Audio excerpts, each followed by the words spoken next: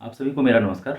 अगर आपका भी किसी बैंक या पोस्ट ऑफिस में एफडीआर या फिक्स डिपॉजिट है और आपने एक फाइनेंशियल ईयर में 40,000 से ज़्यादा का इंटरेस्ट अर्न किया है तो टीडीएस ज़रूर कटा होगा। वहीं अगर आप सीनियर सिटीजन हैं तो ये लिमिट 50,000 रुपये है। इसका बहुत ही सिंपल सा रूल है। अगर आपका अकाउंट पैन कार्ड से लिंक है तो 10% टीडीएस कटेगा।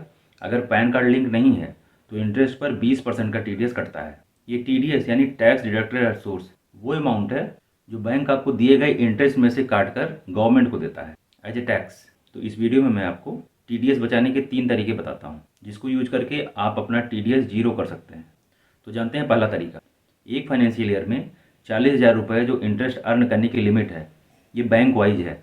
यानी अगर किसी बैंक में आपने 10 लाख रुपए का एफडी कराया और 7% का इंटरेस्ट है तो एक साल में आपको 70,000 रुपये का इंटरेस्ट मिल जाएगा। लेकिन 70,000 में से केवल 40,000 तक पर टीडीएस की छूट है, उसके ऊपर 30,000 पे टीडीएस लग जाएगा, या तो 10% या तो 20%, जैसा मैंने बताया। लेकिन वहीं अगर आपने 5 लाख रुपए एक बैंक में एफडी करा दी और 5 लाख रुपए दूसरे बैंक में एफडी करा दी तो दोनों में 35,000 का इंटरेस्ट आपको मिलेगा और दोनों ही बैंक एक भी पैसे का टीडीएस नहीं काटेंगे। यानी जो 30,000 पे आपका टीडीएस 10% के हिसाब से 3,000 या 20% के हिसाब से 6,000 रुपये कटने वाला था वो जीरो हो जाता है। वैसे ये टैक्स की गाइडलाइन है, अदरवाइज़ ये एक लूप होल जैसा ही लगता है। फिर भी गाइडलाइन है तो आप इसका यूज करिए। दूसरा तरीका, अगर आपको एफडी पर एक साल में 40,000 से ज़्यादा का इंटरेस्ट मिला लेकिन आपकी टोटल इनकम 2.5 लाख के अंदर है तो भी आपका एक भी पैसे का टीडीएस नहीं कटेगा।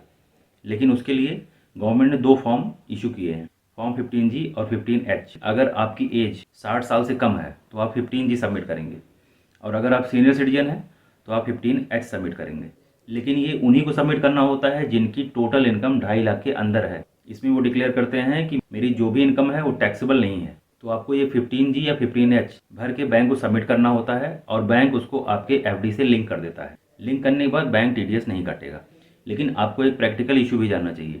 मान लीजिए आपने 15G या 15H बैंक में जमा किया लेकिन बैंक ने किसी भी कारणवश आपके एफडी से उसको लिंक नहीं किया तो भी टीडीएस ऑटोमेटिक सिस्टम काट लेगा। लेकिन अगले फाइनेंशियल ईयर में आप आईटीआर फाइल करिए और वहाँ पे टीडीएस रिफंड के लिए डालिएगा, आपका पूरा टीडीएस रिफंड हो जाएगा।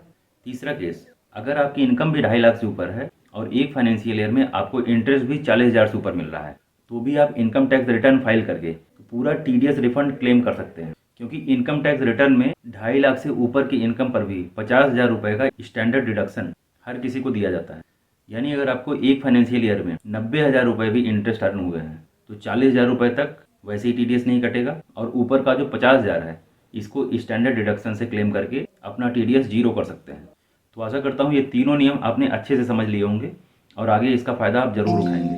अगर आपको वीडियो अच्छा लगा हो तो वीडियो को लाइक करके चैनल को सब्सक्राइब जरूर करिए। Thanks for watching this video.